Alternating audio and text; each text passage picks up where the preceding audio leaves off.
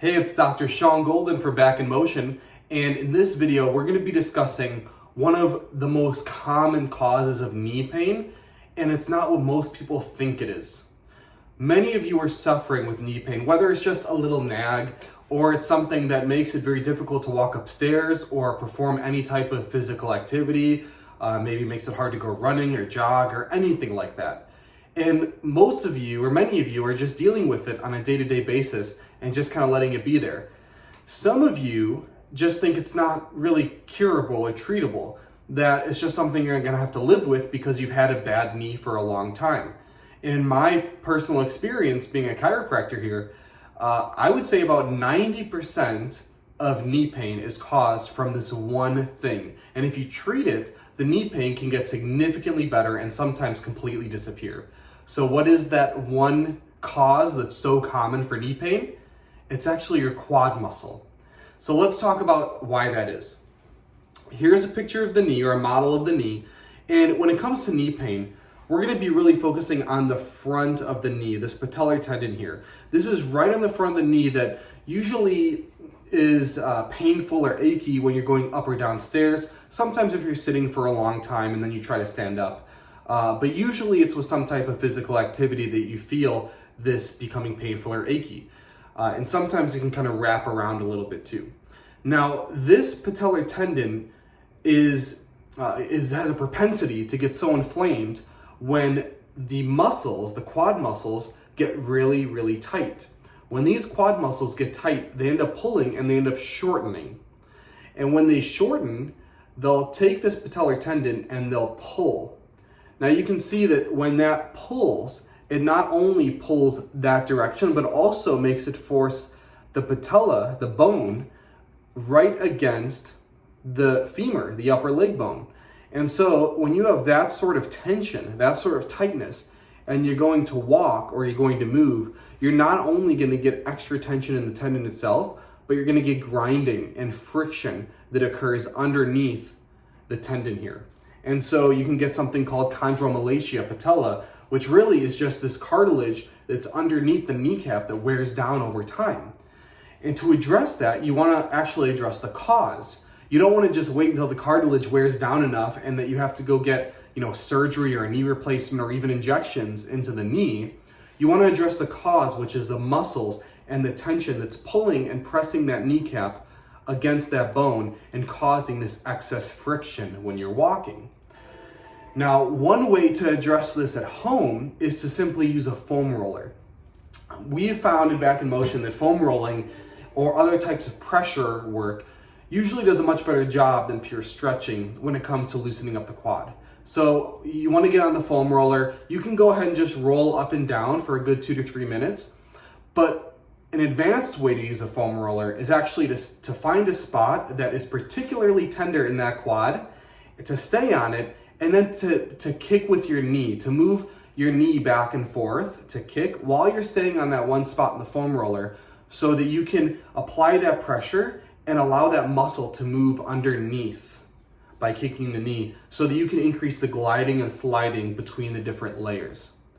One thing that happens very commonly in the quad muscle is that when you're looking at the quad muscle, the outer muscle it becomes tighter and gets more tension developed in it than the inner quad muscle.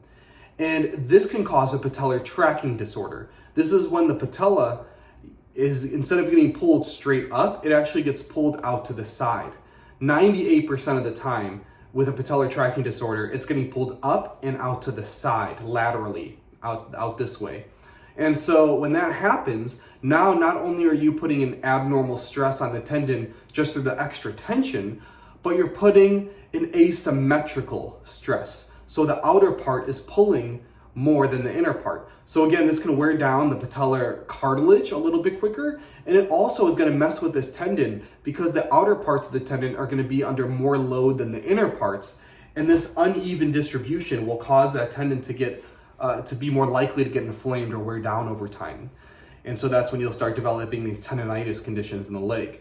So what you want to do with the foam roller is you want to particularly address the outer part of your quad, not necessarily on the IT band all the way to the outside, but just on what we call the corner panel. of the quad. So it's not right on top, but it's a little out to the side of that quad. And that's where you want to focus most of your rolling on. Now, if you have knee pain or if you're battling with knee pain, this is what I encourage you to do with the foam roller.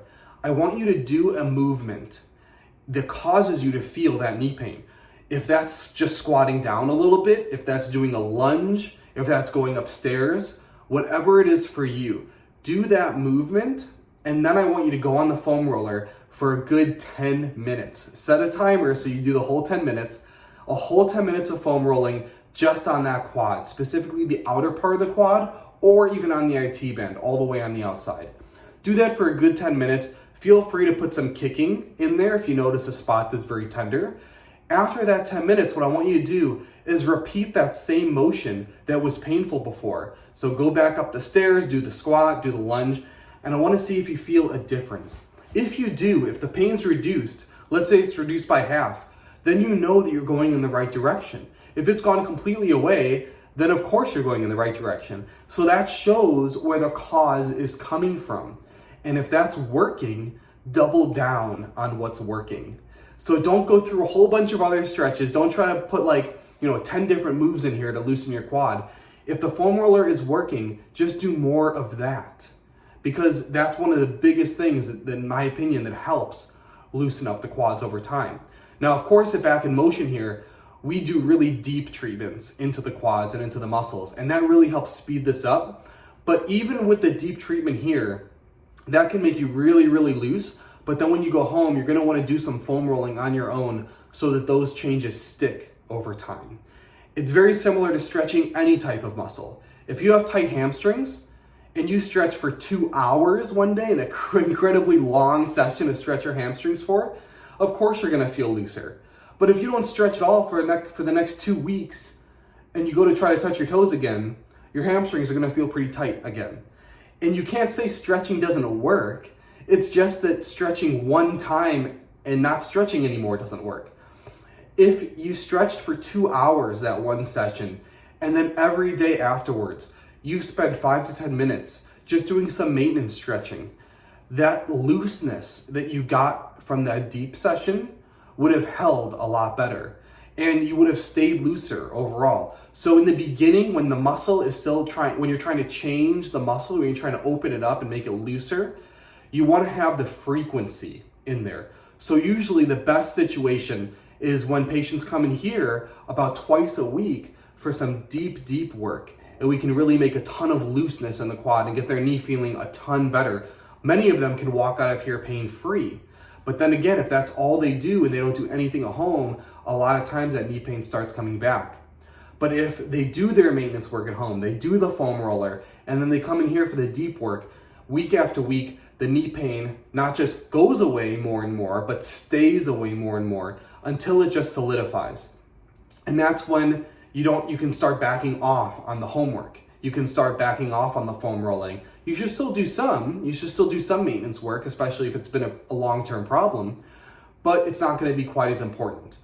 For example, once someone is able to do the splits, and they've been able to do the splits for 3 months, they can not stretch at all for 2 weeks, for 3 weeks, and they'll probably still be able to do the splits.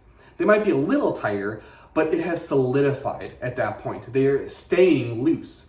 So that's where you need to get to before you stop, before you start pulling back on the maintenance work. But what we've seen here is if we combine very, very deep work here that really increases the length of the muscle quite a bit with some maintenance work at home, that's the best bang for your buck. You're gonna get the best results in the shortest time with that. But either way, I encourage you to use the foam roller, try that out, do the 10-minute pre and post thing like I recommended so that you can see for yourself how much of your knee pain is actually coming from your quads. I hope you enjoyed this video. I hope it was helpful, and I'll talk to you again soon. Take care.